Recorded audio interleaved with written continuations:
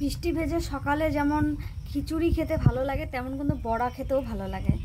তো যেহেতু কিছু নেই তাই ভাবলাম এখানে যে পুঁই শাক আছে, পুঁই শাক দিয়ে বড়া বানিয়ে খাই, দেখি কেমন লাগে।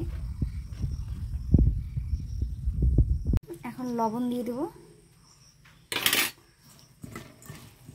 বৃষ্টির ওয়েদারে কিন্তু বড়া, ভাজা ভাজি এগুলো জিনিস কিন্তু খেতে খুব ভালো লাগে, তাই না?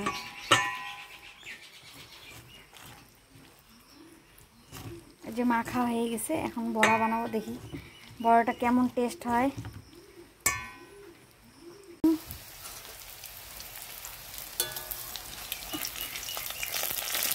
বলো, বর্ষার দিন কিন্তু পকোড়া খেতেও ভালো লাগে, যে কোনো কিছুরই। তো পকোড়াগুলো হয়ে গেছে, কি সুন্দর লাগছে দেখতে পকোড়াগুলো, একবারে এরকম মুচমুচে হয়ে গেছে একদম।